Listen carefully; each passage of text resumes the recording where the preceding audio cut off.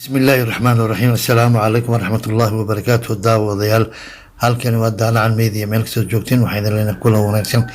xubinteena waxaynu kusoo qaadanaynaa hogaamiyaha maamulka Tigreega ee TPLF oo la sheegay in la qabtay taageerayaasha ciidanka federaalka Itoobiya waxay soo dhaxmarayeen in hogaamiyaha dibadda xorriyadda Tigreega TPLF Debretsion Gebremichael la soo qaadanaynaa ciidanka Eritrea waxay sheegayaan in lagu qabtay gudaha caasimadda dalkaasi Addis Ababa halka warar kalena ay sheegayeen in lagu qabtay deegaanka Farkam oo u dhow degmada Abiy Adi ee gobolka Tigreega dowladda Itoobiya weli rasmi ah kama soo saarin warka sheegaya in ciidankooda gacanta ku dhigeen hogaamiyaha TPLF ee sida aadka u baadi goobayeen ee Debretsion Gebremichael dhinaca kale afhayeenka jabhadda TPLF Getachew Reda waxa uu sheegay in hogaamiyahooda caafimaad qaba balse ma uusan xaqiijin in la xiray warar hore ayaa sheegay in hogaamiyaha TPLF ku sugnaa dhulka beeraleyda gobolka Tigreega inkastoo si gaar ah u xusay inuu ku sugan yahay duleedka caasimadda gobolkaasi ee Maqale dagaalo ayaa la soo sheegay in weli ka socdaan deegaanka Hagar Selema oo 50 kiilomitir dhanka galbeed kaga toosan degmada Abiy Adi ee gobolkaasi dhinaca kale haddii la xaqiijiyo xariga hogaamiyaha TPLF waxay dhabarjab xoog ku noqon doontaa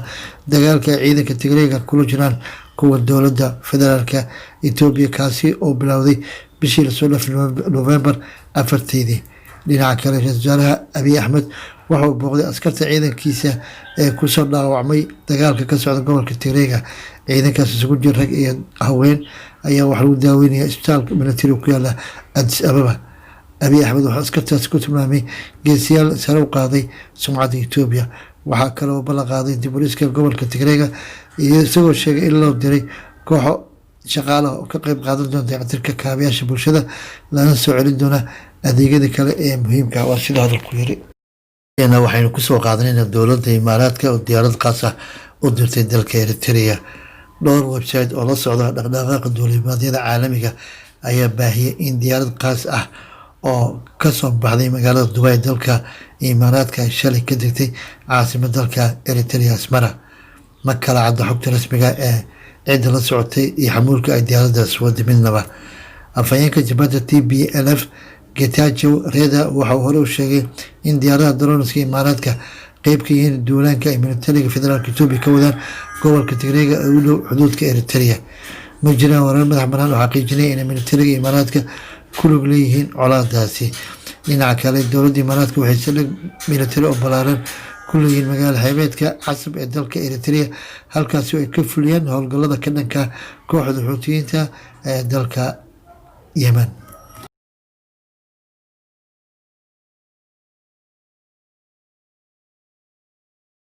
kale waxaynu kusoo qaadanaynaa dagaalamayaasha TPLF oo soo bandhigay shuruudo hadal ka soo baxay ciidanka jabhadda xoreynta Tigreega TPLF ayaa waxay ku soo bandhigeen qorshe ay ku doonayaan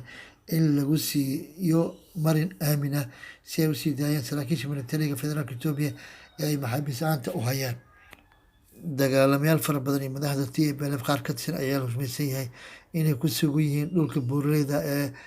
gobolka Tambed ee gobolka Tigreega wararku waxay sheegayaan inay socdaan dhexdhexaadin lagu soo afjarayo xiisadaasi iyadoo ay TPLF codsadeen in la siiyo marin aamin ah oo ay kaga bixi karaan